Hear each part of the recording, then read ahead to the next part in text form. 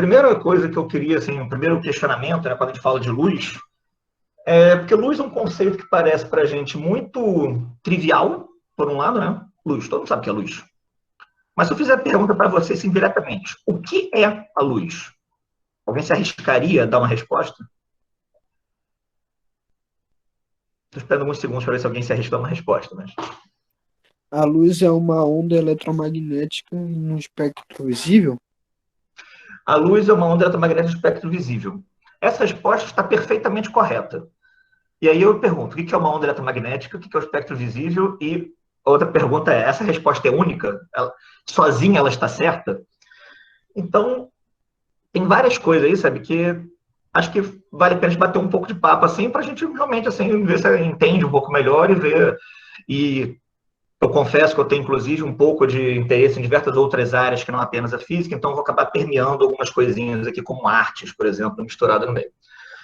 Mas então, eu não vi quem deu a resposta, né, que eu estou dando para a minha apresentação, né? O Meet não permite ver quem abriu o microfone, mas obrigado pela resposta, fiquem à vontade para interromper e falar.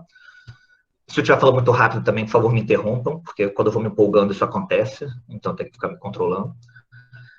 Mas essa resposta que foi dada é uma onda eletromagnética. Na verdade, esse é um conceito, onda eletromagnética, que a gente conhece tem pouquíssimo tempo, 150 anos, que claro que para a gente isso é muito, mas para a história da ciência isso é muito pouco. Os egípcios já trabalhavam com luz, né? Já, de alguma forma de deformar a luz, mudar o caminho dela, trabalhar com cores. Os egípcios, 2500 a.C., né? Os gregos já tinham uma noção de luz que era completamente esquisita, né? Que a nossa visão era raios saem dos nossos olhos e aí com isso a gente consegue observar as coisas ao redor. Quando na verdade, também nossa visão não tem nada a ver com isso, nossa visão são raios luminosos que refletem nas coisas e entram, chegam até os nossos olhos, a gente detecta os raios luminosos que refletiram nas coisas ao nosso redor. E aí, com isso, a gente consegue perceber o mundo à nossa volta, né? Um dos nossos sentidos. Mas esta pergunta, há 400 anos atrás, quase 400 anos atrás, já era debate de duas pessoas muito importantes na história da ciência. Isaac Newton, imagino que todos vocês tenham ouvido falar de Isaac Newton, um nome extremamente conhecido da física. O outro talvez nem tanto, Christian Huygens. Huygens era um astrônomo, mas trabalhou com várias áreas da física também. Ambos viveram no século XVII. E cada um deles, ambos cientistas muito bons nos seus próprios, né, com seus próprios méritos, independentemente, mas cada um deles tinha uma resposta antagônica sobre o que é a luz.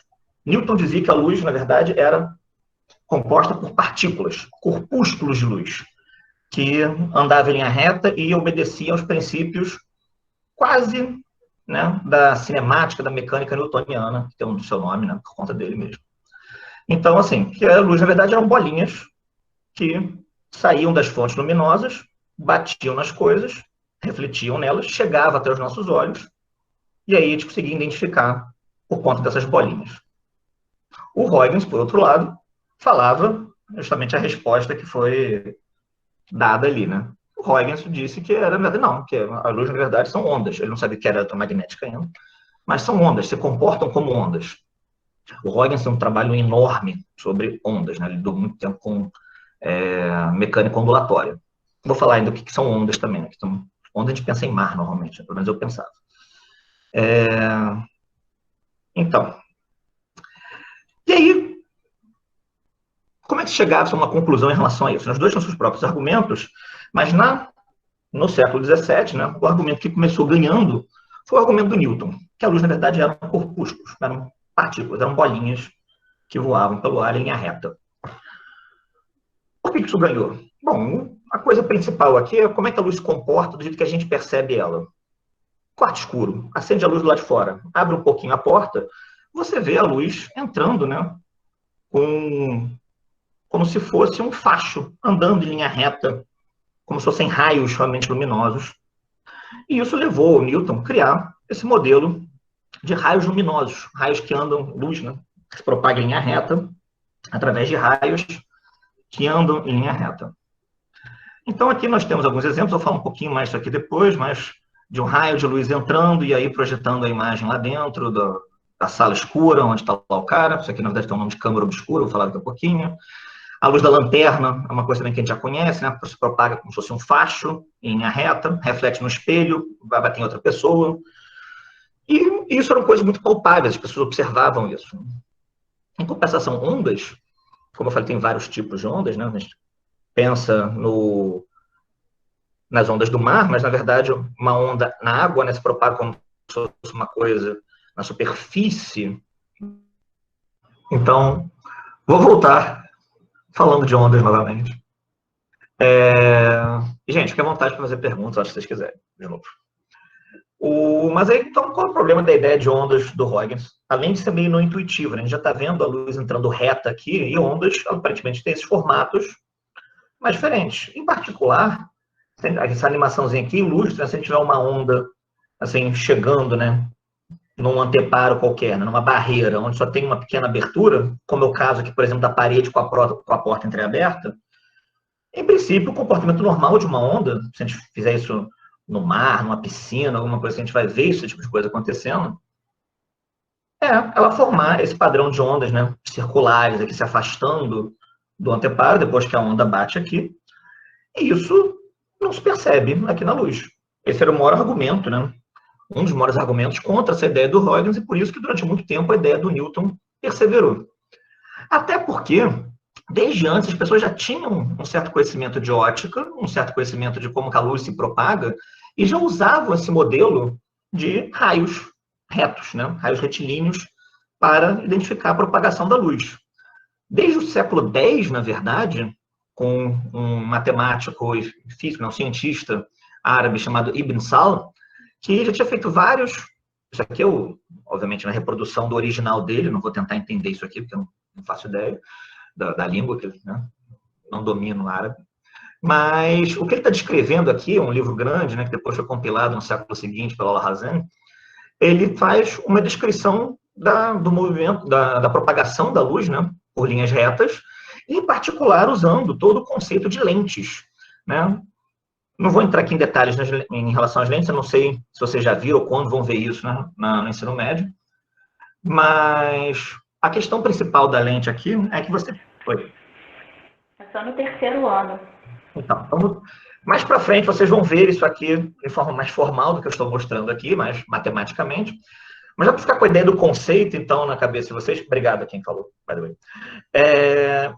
As lentes, né, são certos dispositivos que mudam a direção da luz. Na verdade, elas usam de um conceito chamado refração, que eu vou falar também daqui a pouco, mas para mudar a direção, né, desses raios de luz que são propagados, né, esses raios que andam em linha reta, e eles podem convergir em um ponto específico, que a gente chama de foco, ou divergir a partir de um foco.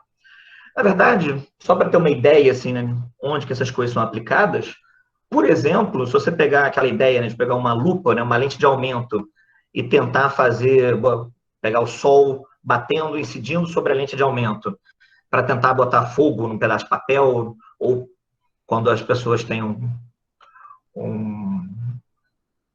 pouco menos assim de cuidado em formigas ou no próprio dedo, como eu já fiz, você acaba queimando. Por que você queima? Porque, na verdade, são os raios de luz do sol que vocês estão fazendo convergir, né? Todos eles que estão vindo paralelamente, né, que ocupam uma certa região do espaço, eles convergem num ponto único. E aí concentram essa energia que vem através da luz do sol, que a gente vai falar também um pouquinho, num ponto só.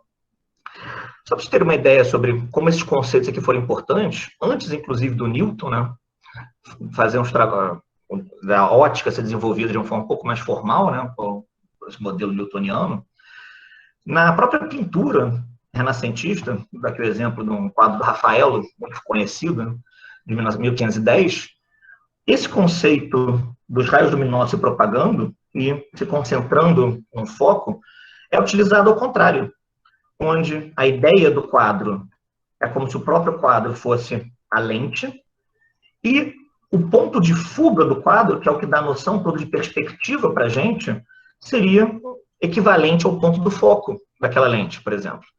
Então, para cada pessoa, para cada objeto que está sendo representado na figura, a distância proporcional dele em relação à tela é também a pessoa tinha como fazer a medida, né, o pintor tinha como fazer a medida do qual o tamanho relativo que ela tinha que ter, dependendo da sua posição em relação ao ponto de fuga e a tela do quadro. Da mesma forma que os raios luminosos estão mais próximos do centro quando estão mais próximos do ponto de focal do que da lente.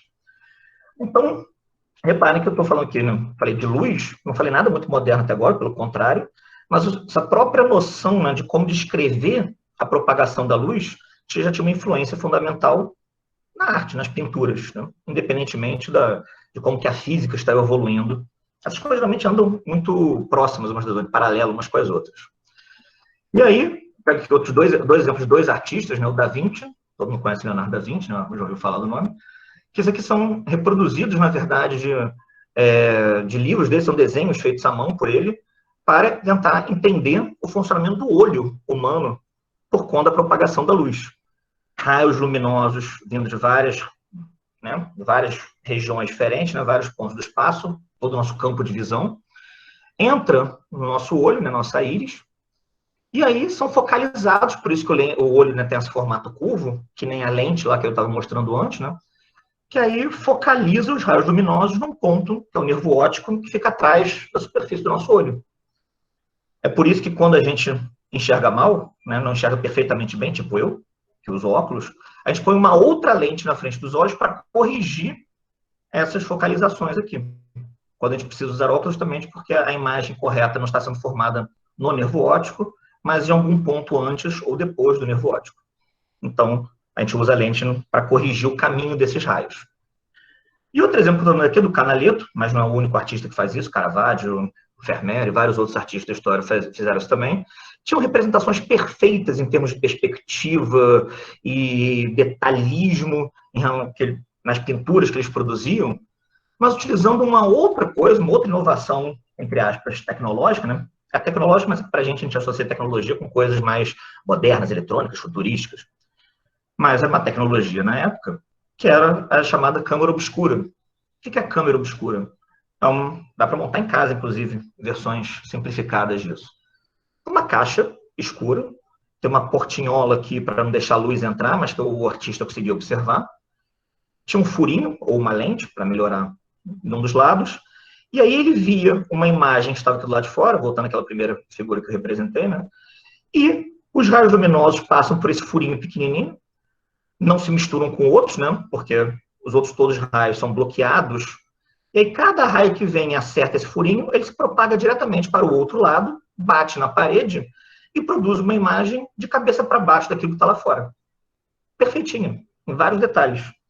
Vocês podem perguntar se eu estou só uma representação, só para ilustrar, né, esse efeito, que eu acho um efeito lindo. Isso aqui são duas fotografias reais, uma num apartamento em Nova York, onde a cortina, muito densa, muito pesada, tinha um furinho, e aí, isso aqui é o que o pessoal chama de skyline de Nova York, né, que é o desenho dos arranha-céus da cidade de Nova York, sendo reproduzidos de cabeça para baixo, porque o raio que entra por baixo bate em cima, o que entra por cima bate embaixo, perfeitamente nas paredes da casa.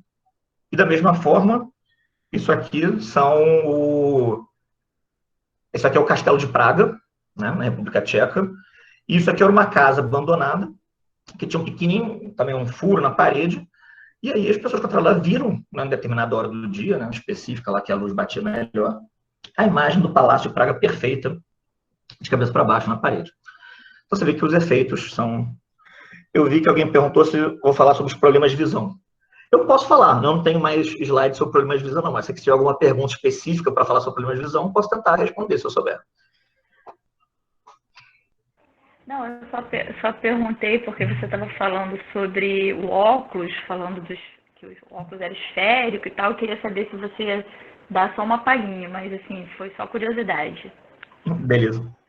Mas eu vou falar um pouco mais de refração, porque a ideia toda, né, aproveitar então a pergunta para fazer o gancho, a ideia toda das lentes dos óculos, e daquelas lentes que eu mostrei, e da própria superfície do nosso olho, é que de alguma forma, ainda não está claro agora para a gente por quê, mas de alguma forma, a luz, né, esses raios luminosos, quando passam por uma superfície dessas, eles mudam de direção. Aquilo que eu representei lá com as lentes, né, São os raios luminosos que estavam andando de forma paralela, aí encontram a lente, cada um muda de direção com um ângulo diferente e se encontra em um determinado ponto.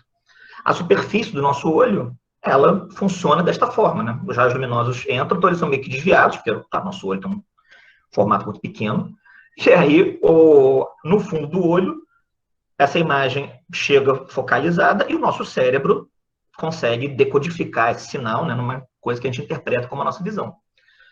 Quando o nosso olho tem algum tipo de deformação, e quando eu digo deformação, sim, nada, não precisa ser nada muito dramático, uma mudança na curvatura, ou porque a gente forçou demais de alguma forma, o próprio nervo óptico ele fica numa posição um pouco diferente do normal, esse encontro dos raios não acontece mais onde deveria acontecer. Então, ele acontece ou um pouquinho antes de chegar no nervo óptico, ou um pouquinho depois, e aí você põe a lente na frente para mudar um pouco a direção desses raios luminosos antes de entrar no olho, né? Você deforma um pouco a imagem para depois consertar ela quando entra no olho e bate na superfície lá atrás. Ser um tipo de reflexo essas fotos? Sim, não deixa de ser um tipo de reflexo, sim, porque na verdade sim. O nome da caixa é câmera obscura, é o título do slide está aí agora, efeito câmera obscura. Não é, quando a gente diz reflexo, tem que tomar um certo cuidado, porque a gente tem a ideia de reflexo como uma coisa feita por um espelho, né? Nosso reflexo no espelho. Não é exatamente isso. O que está acontecendo aí é a propagação dos raios, como se a janela estivesse aberta, bateria a luz do sol na parede e você não veria nenhuma dessas imagens acontecendo. Elas acontecem só porque é um furinho. E aí não são todos os raios que entram, é só o que veio lá de cima da ponta do prédio, passou pelo furinho e aí bateu lá embaixo. Ou que veio da base do prédio e veio lá de baixo. Desculpa, pode falar. Lógico. Não, é como se fosse uma câmera fotográfica de antigamente. Isso. A câmera fotográfica, na verdade, ela trabalha, não as digitais, né, mas as mais antigas trabalham exatamente com esse princípio. É uma forma de você reproduzir uma imagem. E aí a questão do reflexo, que eu falar, sabe que é meio tipo um reflexo, é só porque a imagem ela aparece espelhada, né? Ela é invertida. Justamente porque, como eu falei, através do furinho, o raio luminoso que veio do reflexo na base do prédio passa por lá e bate em cima do outro lado. O que vem de cima passa pelo furinho e bate embaixo do outro lado. Então você tem esse rebatimento da imagem, né? A imagem aparece invertida dessa forma. E essa questão da luz mudar a direção, né, quando passa por uma lente daquelas, quando muda a superfície, isso foi estudado, como eu falei de novo, no século XVII, pelo próprio Newton. O Newton fez um trabalho muito grande, né, que ficou muito conhecido. Que bom que entendeu, ótimo.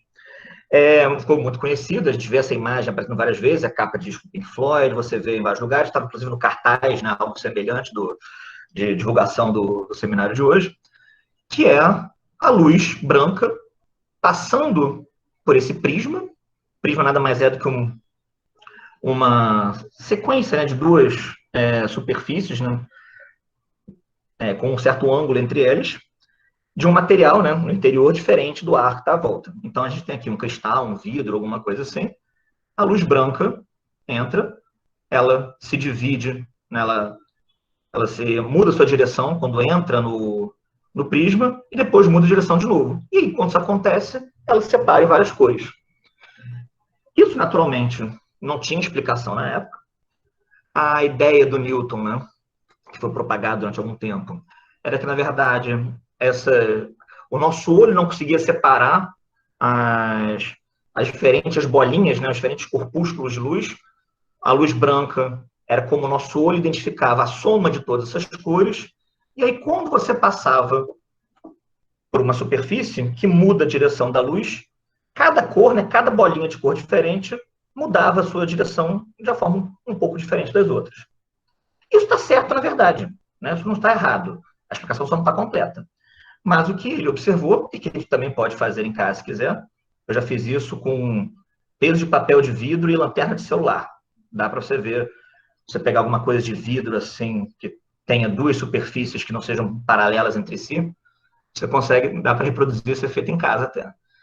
Você pegou a luz branca, né, passou pelo interior do prisma, e aí cada uma das cores que compõem a luz branca, cada uma das bolinhas coloridas, na visão do Newton, eram separados um pouquinho diferente das outras, e com isso você conseguia reproduzir todas as cores do arco-íris, ou todas as cores, né, usando a resposta lá do começo, do espectro visível da luz, do qual eu vou falar em um pouquinho. E aí, acho que cabe, inclusive, agora explicar como é que funciona, como é que acontece o arco-íris, né?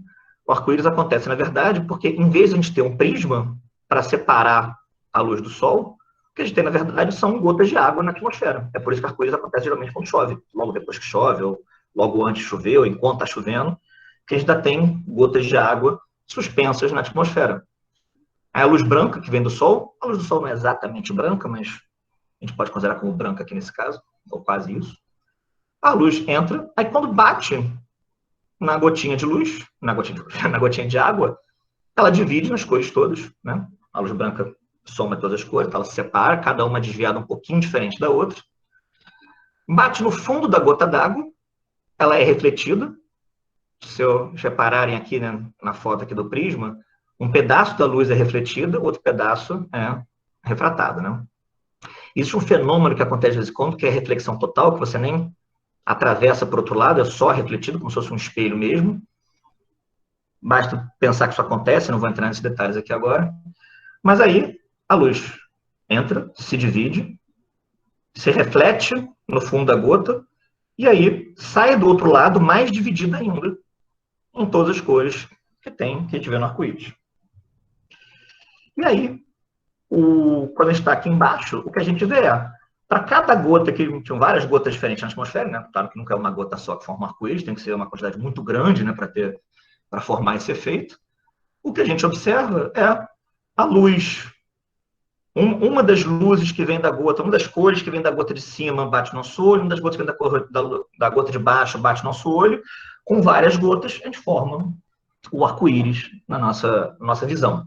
É por isso que, às vezes, né, se você pegar uma mangueira, né, ficar jogando mangueira assim, contra o sol, você também observa aqueles efeitos de arco-íris, mas você muda um pouquinho o lado que você está olhando, você deixa de ver. É que você precisa estar numa posição que este fenômeno aqui esteja acontecendo de forma a formar, de forma a produzir, na sua visão, essa combinação das cores, quando chama o seu olho.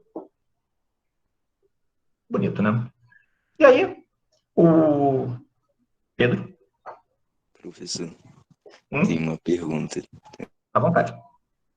Tipo assim, se tiver alguma coisa na água, alguma substância, pode impedir a formação do arco-íris? Ou, sei lá, água do mar, ou uma água com terra, sei lá, qualquer coisa assim. Excelente pergunta. Pode, na verdade. A sua pergunta, na verdade, é muito boa, porque o que acontece é, eu falei que depende, né, da cor da luz, né? A gente vai entender o porquê que a luz, né, tem várias cores e porquê que elas fazem diferença entre si daqui a pouco.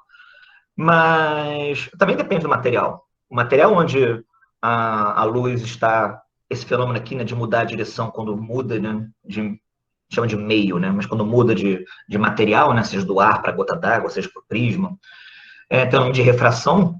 A refração também é dependente do meio onde a luz se encontra, onde a luz está propagando, né? Então, por exemplo, a luz, quando vem de fora da Terra, né? A luz sai do Sol, está atravessando o vácuo, aí entra na nossa atmosfera. A atmosfera praticamente não desvia nada a luz que vem do vácuo. A atmosfera, ela tem o que a gente chama de índice de refração, ela é praticamente igual ao do vácuo, muito próxima do vácuo. Então, ela não muda quase nada a direção da luz. A água, não. E a água, dependendo do que você misturar com a água, ela vai ter composições diferentes. Isso se traduz em o que a gente chama de densidades diferentes, né? Densidade é o quanto de material você tem numa mesma quantidade de espaço. Então, lama, por exemplo, é muito mais densa do que a água pura. É mais grossa, né, na nossa percepção, porque tem água, tem terra e outras coisas misturadas na mesma quantidade, na mesma região do espaço. Então, se você mudar a composição da água, você muda a forma como esses raios luminosos vão ser desviados ou não lá dentro. E dependendo do que for, pode não ser capaz de produzir esse efeito, sim. Então, a composição daquilo que você está usando para mudar a direção da luz é importante. Inclusive, voltando ao exemplo dos óculos, por exemplo, dependendo do grau que você tem, né, da miopia, da hipermetropia que você tem certos tipos de materiais que você pode usar e que você não pode usar. Porque alguns materiais não vão ser não ter capacidade de mudar a direção da luz o suficiente para conseguir focalizar a imagem lá no fundo do seu nervo óptico. Então, aí ficam aquelas lentes muito grossas, muito pesadas, que acabam machucando e dando outros problemas. Então, depende bastante do material, sim. Respondi? Sim, é bom. Professor, eu tenho uma dúvida. Hum. É o seguinte, teve uma vez, eu tava aqui na minha casa, aí eu coloquei sei lá, não tá fazendo, mas por algum motivo eu botei um pano na minha cara. E aí eu fiquei olhando pra luz, e aí eu cheguei a ver, tipo, as cores do arco-íris, mas aí eu não sei como aquilo aconteceu. Você tem como explicar? Bom, eu não posso afirmar com certeza, mas o mais provável, quando você fica olhando para uma fonte de luz muito direta, o nosso olho ele não está particularmente equipado para ficar recebendo essa quantidade de luz o tempo todo. Por quê? Porque a luz transporta energia, né? Se você fica com a mão muito perto de uma fonte de luz muito quente, você vai sentindo a mão queimar, tudo isso aí tem a luz ela transporta energia. Vou até falar um pouquinho disso depois também, se eu chegar até lá. Mas então, o nosso olho não é muito equipado, tanto que a gente fala sempre, não pode olhar diretamente para o sol, porque isso pode literalmente queimar a sua retina. Então, você acaba perdendo capacidade de enxergar. Isso é progressivo, né? Você vai perdendo aos poucos, mas vai perdendo. Você fica olhando muito fixamente para a luz. E aí, um dos mecanismos que o nosso olho tem, sabe, para tentar dar conta disso, quando a luz está muito forte na nossa cara, é lacrimejar. E aí, provavelmente, você deve ter formado alguma camada de líquido fina na frente do seu olho que acabava produzindo um efeito parecido com esse aqui. Aí você via as cores. Ah, tá. Entendi.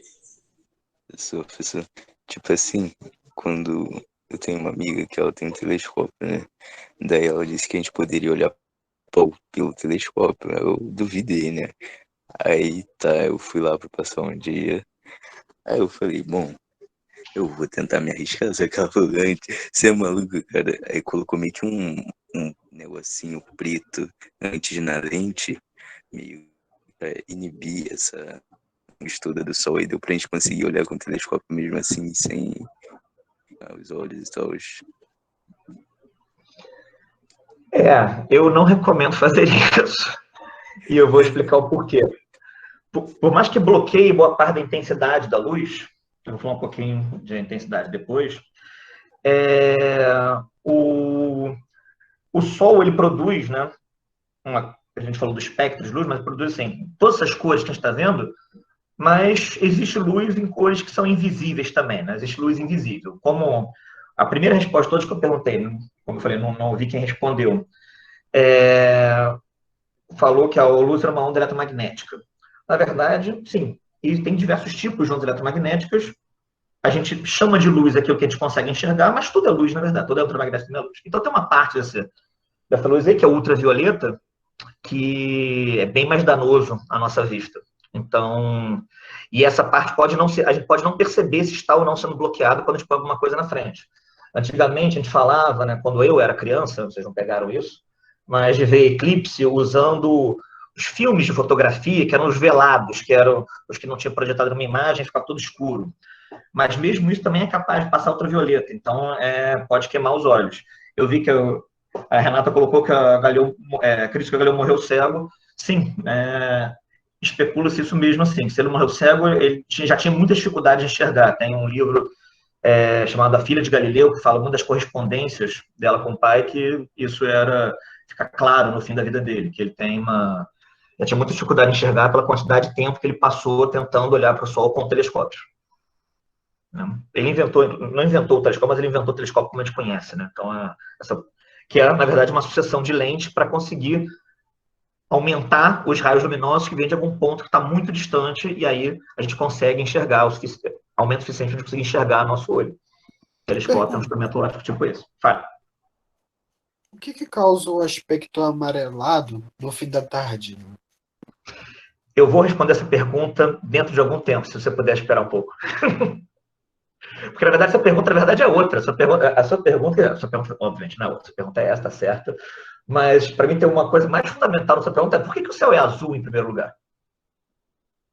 que faz o céu ser azul? O ar não é azul. O ar é transparente, a gente vê através do ar. De noite o céu é preto.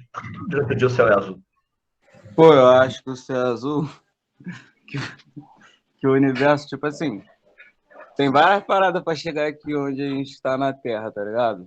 Eu espero que vocês estejam entendendo. Aí mais lá pra cima é um azul mais escurão, e aqui dá uma impressão de céu azul claro por causa do sol também, ou não? Eu acho que é relacionado à quantidade de oceanos. Eu também Não? acho que seja isso. Do reflexo do Na sol na água do mar. Pode ser também que a cor do mar pode refletir alguma coisa assim, entendeu? Eu já ouvi isso em algum lugar, só não me lembro onde. Mas na verdade é meio que o contrário. Com a atmosfera. Então, Nuvens pode ter ligação com o mar, mas o céu, a cor Eu acho que tem a ver com a complicado. luz se espalha, né? Algo do tipo. Tem a ver com a luz se espalha. Professor, posso só Ele dar tá bom. meu atendo aqui? Pode Quem falar, assistiu o vídeo que eu coloquei lá, o vídeo gabarito que a Gabi, né, inclusive se orientando, Lucas, que a Gabi fez e colocou lá para vocês, já sabe essa resposta. Isso estava na nossa atividade dessa semana. Viu? É só É isso porque que tá- dá no teu seu como professor. Valeu, Mari. Beijo. Tem a ver com dispersão, gente. Tem a ver com dispersão. Isso, tem a ver com dispersão, sim. E, na verdade, aí eu vou fazer outra pergunta. A água do mar é azul? Por que a água do mar é azul? Na verdade, a minha pergunta é essa. Eu não sei. Às vezes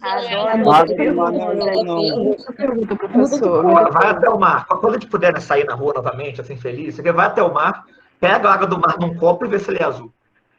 Não, ele não é. transparente. Eu vou te perguntar, por que se você Seria um reflexo? nossa visão, o céu ele é azul e quando vai chover fica meio acinzentado? Aqui na dúvida. Ótima. Todas excelentes perguntas. Bom, eu ia chegar nelas mais tarde, mas acho que eu vou responder logo agora para não... Já que todo mundo está em dúvida, a pergunta ficou tão boa assim. O que acontece é o seguinte. A nossa atmosfera é composta por diversos tipos de moléculas, né? Você já deve ter ouvido falar de átomos e moléculas. Eu vou falar também disso em algum momento, mas já dando uma explicaçãozinha rápida, se eu chegar até lá, né? Vamos lá. Falando logo agora. Qualquer coisa, se o Renan quiser, eu volto semana que vem. Para Deus falar tudo. Mas vamos lá. O que acontece é o seguinte, a nossa atmosfera ela é cheia de átomos e moléculas. O que são átomos? Átomos, a ideia de átomos, né, vem dos gregos, né, antigamente, inclusive átomo significa o que não dá para dividir. A é o prefixo de que não pode, né, indivisível seria a tradução mais correta, e tomo seria a divisão. Tanto que quando fala tomos de um livro, são diferentes volumes do livro, é um livro dividido em vários segmentos. Então, átomo vem dessa ideia. Os gregos, né, em particular, alguns gregos, o Demócrito foi um dos primeiros, o Leucipo foi outro, eles tinham uma ideia que é absolutamente genial, se pensar que isso foi feito, alguém teve essa ideia 2.500 anos atrás, né? Então, tipo, cara, é difícil imaginar, sabe, eu sem ter lido nada, sabe, ter essa ideia sozinho. O cara teve essa ideia 2.500 anos atrás, onde nem tinha o que ler, ninguém para discutir esse tipo de coisa. Porque quando eles dividissem um átomo ao meio, já dividiram várias vezes. Eu vou chegar lá. Mas o que nós temos é o seguinte, a ideia dos gregos é que você pensa assim num pedaço de madeira. Aí você começa a raspar o pedaço de madeira. Você vai gerando vários farelinhos, né, fiapos da madeira, como se fosse um pó de serragem. Aí você pode pegar esses cacos e tentar quebrar mais ainda. Vai formar lá uns pedacinhos. Quebra cada pedacinho e tenta dividir mais ainda. Uma hora você vai formar um pozinho. Você pegar um pozinho, a ideia é que, eventualmente, você chega numa coisa que você não consegue mais dividir. Essa ideia estava completamente correta, né? De fato, tem coisas que você não consegue mais dividir. A diferença é que eles pararam antes do que eles achavam, antes do certo. Dá para dividir mais do que eles imaginaram em primeiro lugar. A primeira pessoa que retomou essa ideia, isso aí eu falei, né? 500 anos antes de Cristo, então 2.500 anos atrás. A primeira pessoa que retomou essa ideia de uma forma um pouco mais, assim, concreta, foi já no ano de 1800, mais ou menos, uns 4 anos antes disso. Foi o Dalton. E o Dalton tem tudo a ver com o que eu estou falando aqui agora, inclusive, que o Dalton foi a pessoa que descobriu que o nosso nervo óptico poderia não ter determinado componente que conseguiria separar essas cores todas. Então, o nosso olho no fundo do nosso olho tem 3 tipos de São os cones de luz? Oi? São os cones de luz? Aquele padrão Bastonetes. Bastonetes. São projetores de luz. Que cada um detecta uma das cores específicas, azul, verde e vermelho. E aí a mistura das diferentes intensidades de cada uma fornece as cores que a gente está acostumado, que inclusive é um pouco do assunto inclusive, do próximo slide. E o Dalton, ele fez muito trabalho sobre daltonismo. O nome daltonismo vem do Dalton, né? O nome por causa dele, que era Dalton. Aí o Dalton, ele conseguiu identificar que a matéria, como a gente conhece, ela é, né, matéria que eu digo assim, água, nosso corpo, o ar, cadeira, computador, tudo mais, todas as coisas, né, eram formadas, na verdade, não de materiais que fossem completamente diferentes entre si, mas por grupos, né, que ele dá o nome de moléculas, né, o nome já existia, mas ele atribuiu a moléculas, mas eram grupos de junções de uma quantidade limitada de átomos. É como se fossem pecinhas de Lego. Eu tenho uma quantidade finita de pecinhas de Lego, eu tenho diferentes pecinhas de Lego, tipos de pecinhas de Lego na minha disposição, 20, 40, 80, a gente tem já bem mais que isso hoje, 120 é o que nós temos. E quando você junta algumas dessas pecinhas, você forma uma coisa que tem um aspecto diferente. Em que sentido? Água, por exemplo, são 2 átomos de hidrogênio com um de oxigênio. Você pega oxigênio, geralmente está em estado gasoso, né? É gás. Átomos ou moléculas de oxigênio. Hidrogênio é gás. Você junta os dois, na mesma temperatura, na mesma condição aqui, 2 átomos de hidrogênio com de oxigênio, vira uma água, que não tem nenhuma das propriedades do oxigênio e hidrogênio separados, são as propriedades próprias dela, novas. Está no estado líquido, normalmente. Nosso corpo é basicamente composto de água, né? Dentro das nossas células, a maior parte delas é água mesmo. Então, o Dalton começou a desvendar isso. Por que eu estou falando todo esse blá blá blá aqui? Porque a próxima... Quando a gente está falando da atmosfera, ela é composta basicamente por nitrogênio e oxigênio, moléculas de nitrogênio e moléculas de oxigênio. E essas moléculas, elas têm uma coisa eletromagnética envolvida aí, né? Os núcleos são positivos, os elétrons que estão ao redor dos núcleos são negativos, vou mostrar uns esqueminhas disso logo mais. Mas a ideia é que a luz, quando entra, interage com essas moléculas. Interage, né? A luz também é uma onda eletromagnética, então essas coisas estão todas meio que relacionadas, luz, matéria e eletromagnetismo. Elas interagem e aí tem o que alguém falou, que é a dispersão da luz. O que é a dispersão da luz? Tem um nome mais bonito, né, que é o espalhamento Rayleigh, mas de qualquer forma a dispersão da luz faz com que a luz, ao interagir com essas moléculas, ela possa ser espalhada.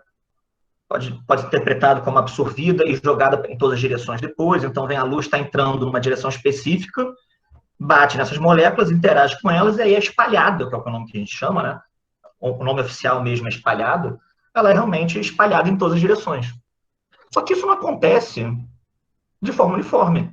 Como a gente está olhando aqui, né, para a questão da gota d'água e da refração e esses fenômenos todos, cada cor é desviada de um jeito. E essa parte da dispersão também.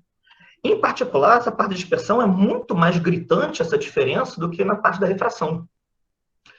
A luz azul, ela é muito mais, que é um dos limites, né, o roxo e o azul, ela é espalhada muito mais, em particular o azul, por conta da presença dessas moléculas na nossa atmosfera,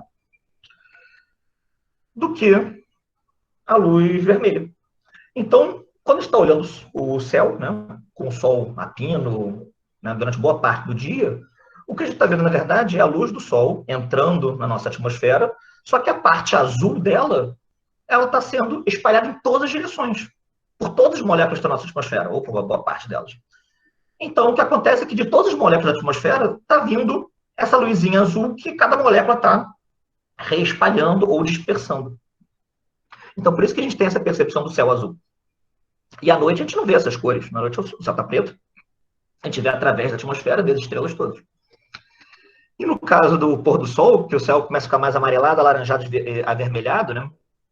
Principalmente quando gera aquele pôr do sol lindo, justamente aqueles tons, né, de vermelho e laranja, é justamente porque Quando a gente está no pôr do sol, né, vamos pensar aqui, finge que essa gota d'água é a Terra.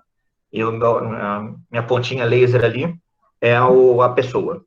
Quando o Sol está a pino, está acima dela, ele atravessa um pouquinho da atmosfera, é só essa altura que tem aqui, e chega até mim. Quando o Sol, na verdade, está agora se pondo, eu estou vendo o Sol vindo por aqui, né? De longe, assim, a luz. Ela tem que atravessar muito mais da atmosfera, a atmosfera de toda essa parte aqui até chegar no meu olho. Então a luz azul foi toda espalhada.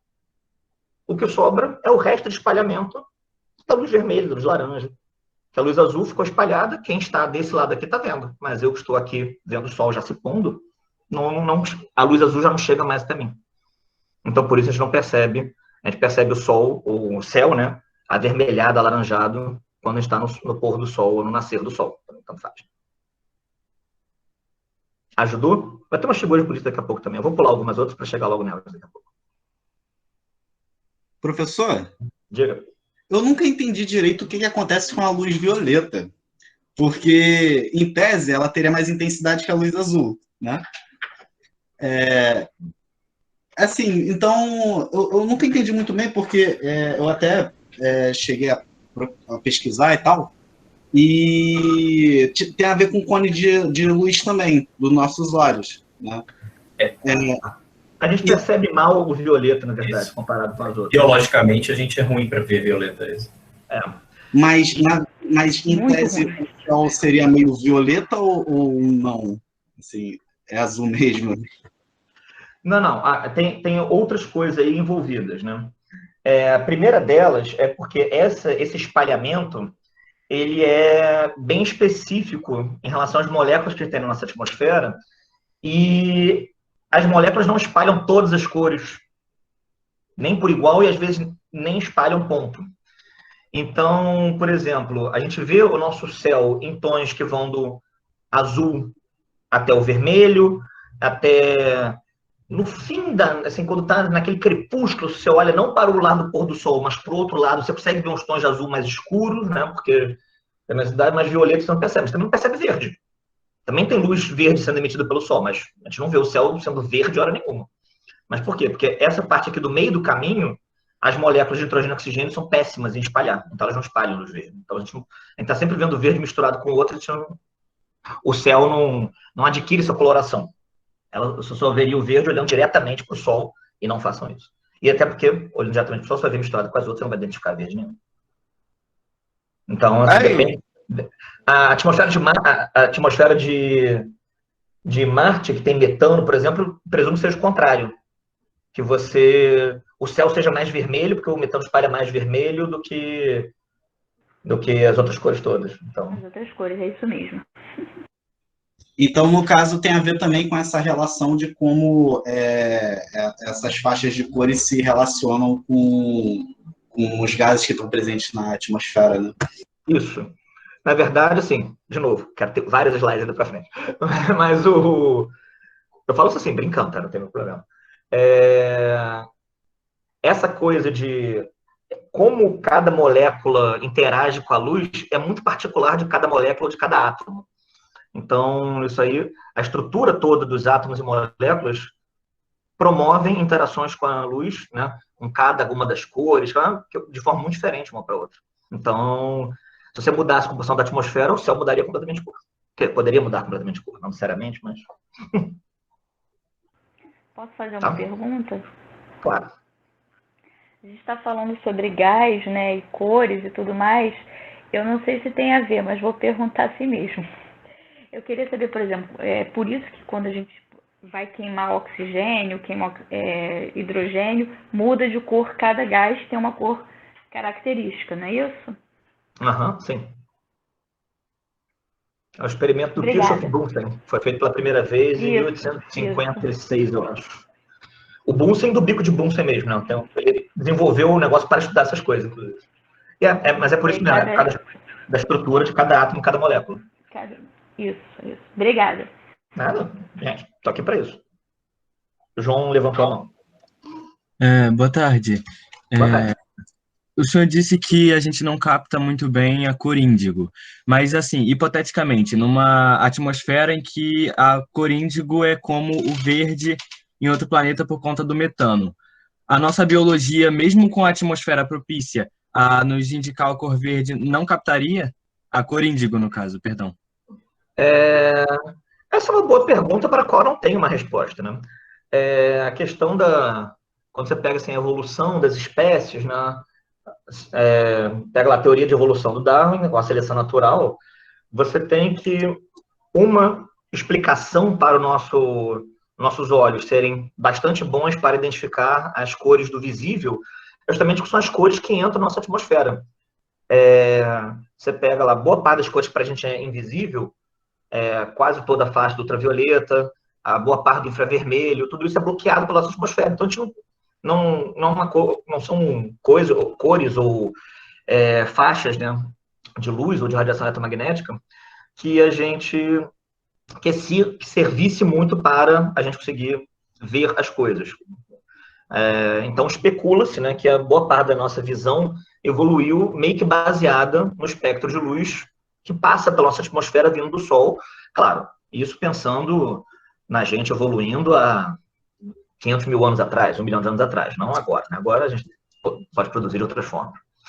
Mas isso é uma especulação, a gente imagina que seja assim, né? Tem indícios que seja assim, mas se a gente mudasse completamente a forma como o habitat onde nós evoluímos, pode ser que certas mutações, certos tipos de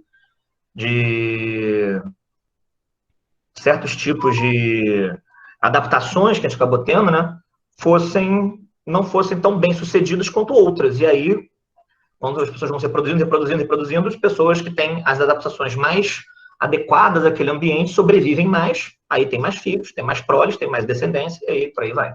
Aí acaba que depois de um tempo se torna predominante. Então pode ser. Não tem como responder isso categoricamente, mas pode ser. Entendi. Obrigado. Nada. Eu vi que falaram para falar um pouco sobre o rosa, então eu vou aproveitar finalmente para passar o slide. Alisson, pode perguntar também, se quiser. Tipo assim, não dá para olhar para o Sol com um telescópio, certo? Certo. Senão a gente vai ficar Eu cego. posso falar só uma coisinha? É rápido? Pode. Olha só, nunca olhem diretamente para o Sol. O Sol descola a retina e você fica cego. Então não olhem para o Sol de jeito nenhum. Pelo amor de Deus, gente. Não, Pode isso eu responder, vi. professor. Eu falei, não façam isso, mas eu concordo. Aí, tipo assim, concluindo o pensamento, a gente não pode olhar diretamente para o Sol com telescópio. Se a gente usar um espelho para olhar para o espelho com telescópio, a gente vai continuar, a gente ainda vai ficar, a gente tem a possibilidade de ficar cego ou não dá em nada. Não, tem a possibilidade de ficar cego, sim. Boa parte dos espelhos que a gente usa em casa, eles refletem praticamente todas as coisas. Então, no máximo, você teria perdido um pouco da intensidade porque absorveu o espelho, né? O espelho pode esquentar, então absorve a luz um pouco, mas toda a parte que é refletida também vai. Então, não façam isso. Tem formas de fazer isso, mas requer equipamentos muito caros, particulares, específicos, que nós não temos em casa. Então, eu vou ter uma imagem bonita daqui a pouco para mostrar também. Estou prometendo várias coisas, né? Daqui a pouco vai ter todo mundo de spoiler, eu posso depois decepcionar todo mundo, se não for legal. Mas, em princípio, não deve olhar, não. Nada que você olhe diretamente para a luz que vem do Sol não deve ser feito. O que muitas vezes as pessoas fazem para observar imagens do Sol é usar algum dispositivo que capta essa imagem como se fosse uma fotografia e analisa a fotografia depois. Isso aí não tem problema. Tipo uma fotografia, né? Existe telescópio para estudar o Sol, sim. Inclusive, um dos meus melhores amigos fez o doutorado dele estudando o Sol, mas através de radiotelescópio. São ondas de rádio que detectavam e ele via, analisava os dados depois, não olhava para o Sol diretamente para mim. O nome dele é Marcelo? Não. Então não é a mesma pessoa que eu conheço. Não é a mesma pessoa. Não, ele fez doutorado, metade do doutorado dele foi na Índia. Então, é uma pessoa meio peculiar. Não, esse meu amigo foi na França. Pois é. Mas então, aí que eu prometi para o próximo slide para falar do rosa, né? Uma outra pessoa que fez todo um estudo com... Você não consegue pegar o sol de surpresa, desculpa. O sol está lá o tempo todo ali para você. Mas a próxima pessoa que fez um estudo com essa ideia, sabe, de cores e prisma e propagação da luz e dividir a luz em cores, foi uma pessoa que, na verdade, quase ninguém associa à ciência, porque, na verdade, é um conhecido dramaturgo alemão chamado Goethe, que escreveu Fausto, Werther, várias peças e obras muito conhecidas, mas que ele fez um estudo de experimentos, inclusive, não com aquele feixe de luz branca fininha para separar nas cores do arco-íris bonitinho, mas com feixe de luz branca grossa. Esse feixe de luz branca, um feixe grosso de luz branca, as cores não se separam todas bonitinhas daquele jeito, porque à medida que elas começam a separar, elas começam a misturar com as cores também estão se separando do lado. É como se fossem vários raios brancos um do lado do outro, e cada um deles se separa, e as cores começam a ficar superpostas. E aí, quando ele teve essa ideia, fez o experimento, viu as cores se misturando de uma forma peculiar, ele fez um outro experimento, que foi um feixe de sombra. O que é um feixe de sombra? Ele criou uma parede de luz, não me pergunto como ele fez isso em 1810, mas ele criou uma parede de luz, né? Não sei quantas velas, não sei quantas fogueiras, não sei qual foi a coisa que ele fez. Botou um anteparo no meio do caminho, assim, tipo uma pequena coluna, um bastão, alguma coisa assim, com um prisma atrás. E aí ele viu as cores daquelas luzes todas entrando para dentro do feixe de sombra, porque as luzes também estavam se espalhando, né? E aí se misturavam com o feixe de sombra. Entravam, né, no feixe de sombra que eu tinha criado. Feixe de sombra é um termo entre aspas, né, só para coisa meio ilustrativa. E aí ele observou uma coisa, que foi justamente a pergunta que o Diogo né, fez, que é uma cor que não aparece no arco-íris. O rosa não está no arco-íris. O rosa não é uma cor pura. Ele não está presente na luz branca, ele não tem uma bolinha, segundo Newton, ou uma frequência, que é a ideia de ondas lá do Huygens, associada única. Ele é uma mistura de cores, a superposição de cores, que quando chega o nosso olho, a gente interpreta, o nosso cérebro interpreta como rosa. É a animaçãozinha que agora está para ilustrar isso. Primeiro o feixe, né, de luz branca grosso, que as cores depois se misturam depois, claro, isso é uma representação. E aí, agora, a outra. Se vocês repararem agora no meio, quando superpõe ali o vermelho com o roxo, a gente obtém o rosa. Então, o rosa, na verdade, não é uma cor que está presente no arco-íris, é uma cor que está presente na luz branca. É uma superposição de outras cores que o nosso olho interpreta como uma cor diferente. E aí, no caso, o rosa. Responde a sua pergunta, Diogo?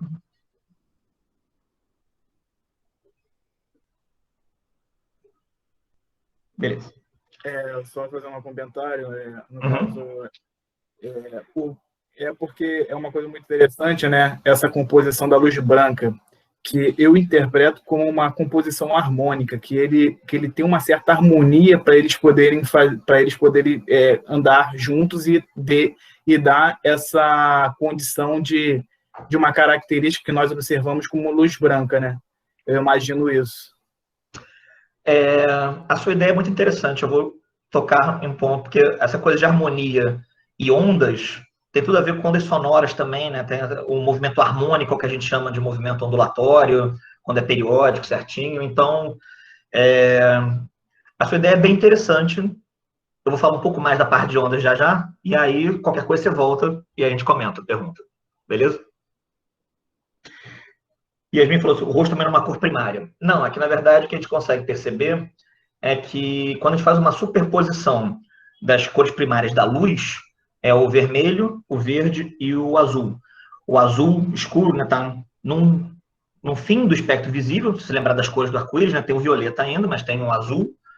E o vermelho é o outro fim e o verde está bem no meio. Quando a gente faz uma superposição, já vou usar o termo agora, mas é uma mistura dessas três cores com intensidades diferentes, a gente consegue fazer uma mistura das cores da luz para produzir as outras. Mas é uma coisa curiosa, porque isso é em termos de luz, né? Se a gente falar em termos de pigmento, ou seja, as tintas, essas não são as cores primárias. As cores primárias seriam o amarelo, o azul e o vermelho. Porque as tintas e a luz têm propriedades que são um pouco diferentes, porque o que a gente observa de cor da tinta é a luz batendo e refletindo aquela cor. Enquanto quando a gente observa a cor da luz, a gente observa diretamente a cor da luz. Tanto que quando a gente soma todas as cores da luz, dá branco. Quando a gente soma todas as cores de tintas, dá preto. Né? Qualquer criança até pegado lá, roxo, azul, vermelho, você começa a pintar uma cima da outra, daqui a pouco tá preto. Vai ficar marrom, escuro, depois fica preto. Então, existe uma diferença Podem ali. até tentar fazer isso em casa. Fazer um disco de Newton. O disco, eu ia falar do disco, né? Se conseguir gerar ele bem rápido, né? Ele fica quase branco ali. Fica quase branco, exatamente. Isso é fácil de fazer. Desenha uma cartolina, um papelãozinho grosso, alguma coisa assim, as faixas coloridas, põe um lápis no meio e gira. Eu já quis fazer, mas tive preguiça, eu não fiz. Então vamos ver se depois de hoje esse ânimo volta. Lucas, Fala. uma ideia para eles. Faz o disco, cola no meio da hélice do ventilador. Funciona também. Perfeito, Elis. Essa é mais fácil. Mais rápida. Né? Só tomem cuidado quando for mexer com o ventilador. Mas sim, de fato, gera muito mais rápido, você vai ver o branco muito melhor. Tem, inclusive, eu já vi para vender, tem uns ventiladores, sabe, de várias pás, cada uma de uma cor, que quando você liga também você percebe tudo meio branco, assim. Eu já vi. Não. E a ideia Dá do para kit... fazer com aqueles cataventos. Tem cataventos que tem aquelas hélices coloridas, quando começa a girar muito rápido, fica praticamente branca.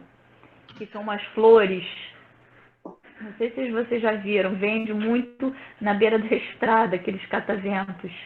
Sim. Eu sei que a senhora está falando.